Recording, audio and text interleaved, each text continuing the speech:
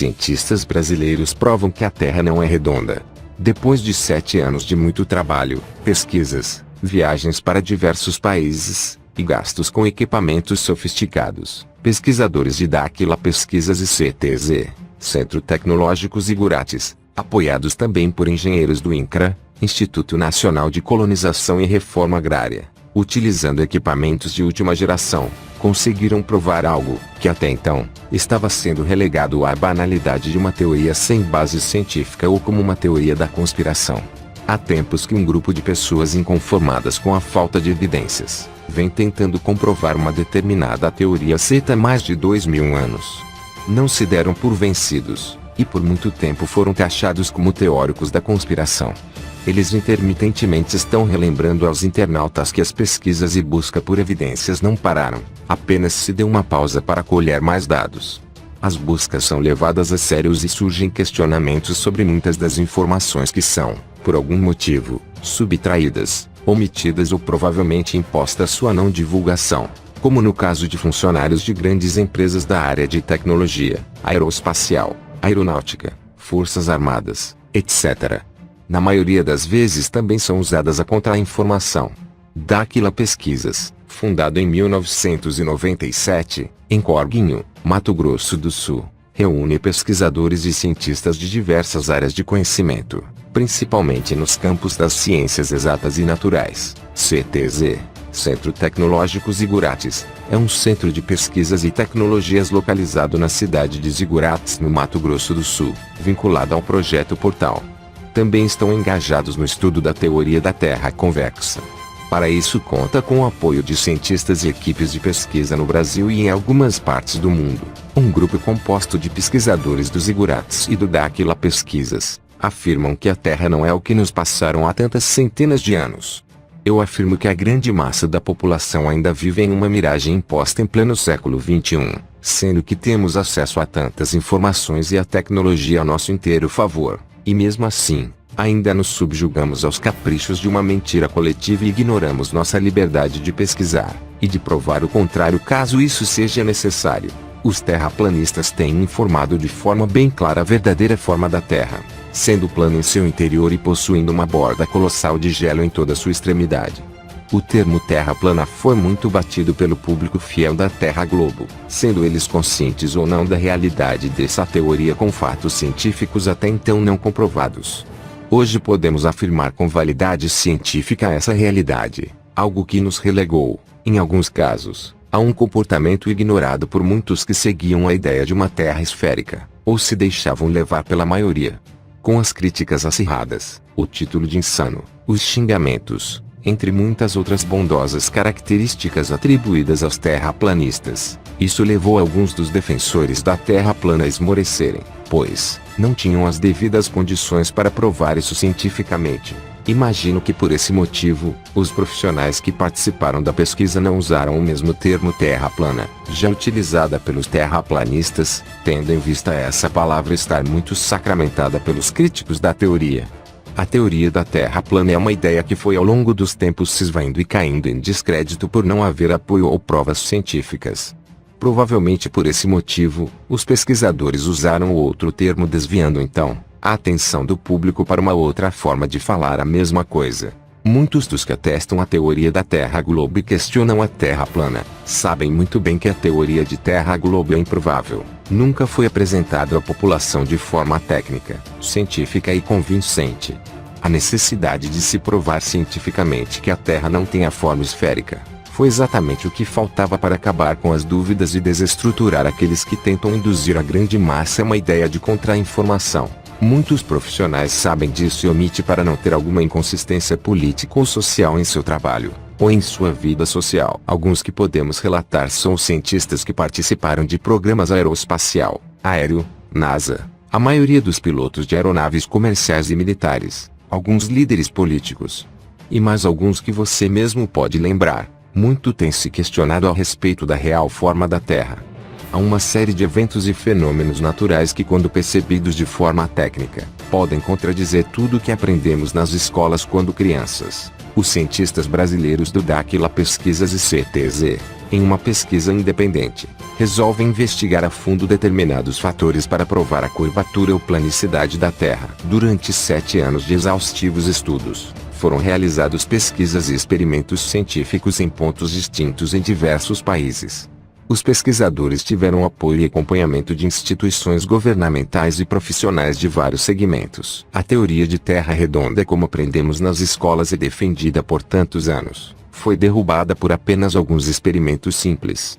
Os experimentos foram realizados em vários pontos como a represa de Três Marias, Minas Gerais, Lagoa dos Patos, Rio Grande do Sul, Lago Titicaca, no Peru, nos mares de Ilhabela, São Paulo, e no Estreito de Gibraltar, canal marítimo que separa a Europa da África. Nos experimentos foram utilizadas várias modalidades de testes. Um canhão laser de longa distância para verificar se há curvatura na água que possa interferir na propagação do feixe de luz.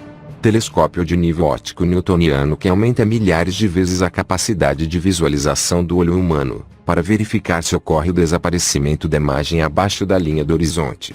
Antenas especiais com a finalidade de fazer a conexão entre dois computadores a longa distância. Teodolito muito usado por engenheiros do Instituto Nacional de Colonização e Reforma Agrária, INCRA, um dos melhores do mundo na área de topografia. Entre outras modalidades de baixo impacto, vamos agora aos experimentos realizados. Experimento de curvatura geodésica em solo. No experimento geodésico em solo, foram usados 2 prédios como pontos de medida a uma determinada distância, considerando sua base e seu topo, tomando como referência o nível do mar. O local da pesquisa foi em Torres, no Rio Grande do Sul, e Natal, em Rio Grande do Norte. Medindo-se a distância entre 2 prédios nessas localidades, as evidências apresentadas durante o teste de curvatura geodésica apresentaram as mesmas distâncias entre ambos, comprovando que a Terra não tem curvatura. Experimento com raio laser na barragem de Três Marias. Neste experimento, foram usados aparelhos laser de pequeno porte e um canhão de alta precisão. As equipes posicionaram os equipamentos a uma distância de 18 km, e teriam que visualizar a luz do laser na outra margem para provar a planicidade da água. Para a esfericidade da Terra, deveria haver uma altura aproximada de 6,3 metros devido sua curvatura. Mas mesmo posicionando o laser portátil quase ao nível da água, ocorreu exatamente que ambas as equipes visualizaram a luz projetada na outra margem. Isso é fato. A Terra não é esférica. Experimento com raio laser no Lago Titicaca. Neste caso foi usado um canhão laser de alta precisão. 2 equipes foram posicionadas a 35 km uma da outra. Ao ser disparado o raio laser pelas equipes, ambas de imediato tiveram sua visualização confirmada. Neste caso, a curvatura da Terra deveria ser de aproximadamente 23 metros. Mas é claro, foi confirmado, a água é plana. Experimento da curvatura geodésica na água. Foram testadas altitudes em pontos distintos em Três Marias, em Minas Gerais, onde a extensão ultrapassa os 70 km e todos apresentaram a mesma altitude de 556 metros. Os 3 pontos utilizados no teste de nivelamento da água apresentaram os mesmos valores, afirmando a planicidade da água. Experimento de distorções ópticas. Neste experimento foi usado o telescópio newtoniano para verificar se ocorre o desaparecimento da imagem abaixo da linha do horizonte. As distorções com reflexão da imagem ocorreram assim como ocorre a olho nu por uma questão de perspectiva, mas com o uso do telescópio as imagens ainda permaneciam visíveis em suas posições, mesmo que a longa distância impeça a visualização a olho nu. Experimento na linha do horizonte. Neste caso, foram usados barcos seguindo ao mar aberto, para com o uso de equipamentos específicos como o telescópio e nível óptico de precisão e o teodolito, serem medidas sua visualização de acordo com o seu distanciamento. Se com o uso dos equipamentos não fosse possível ver as embarcações, seria comprovada a curvatura dos oceanos. Resultado: os oceanos não são curvos. Experimento com ondas de radiofrequência. Foram utilizados equipamentos adequados para esse experimento. Antenas especiais com a finalidade de fazer a conexão entre 2 computadores a longa distância. Neste caso, se houvesse alguma interferência no caminho entre os computadores, como por exemplo, a curvatura dos oceanos, não seria possível estabelecer a conexão. Ocorreria o que chamamos de zona de Fresnel. Durante o experimento, não houve interferência, e a conexão foi estabelecida. Resultado: não há curvatura nas águas. Experimento de gravidade. Para o experimento com a gravidade, foram utilizados dois equipamentos simples de medição, o prumo e o nível. De acordo com os pesquisadores, a gravidade não existe, o que nos mantém no solo é o magnetismo, a densidade, a luz e a pressão terrestres. Experimento de magnetismo. O magnetismo é a força mais poderosa da Terra, o que nos mantém vivos e em harmonia com a natureza. É a força que nos mantém em equilíbrio, desde um átomo até as colossais formas terrestres. Todos os experimentos contaram com a participação de astrônomos, cartógrafos, geólogos, geógrafos, topógrafos, engenheiros civis, físicos, entre outros profissionais. Foram utilizados equipamentos de alta precisão e de última geração. O formato de Terra Globo é baseado em evidências e não provas científicas. Evidências não são provas. Por isso os pesquisadores do CTZ e da Aquila pesquisaram incansavelmente, e com vários experimentos conseguiram provar cientificamente o que já era sabido e tido como válido pouco antes de 500 anos no passado.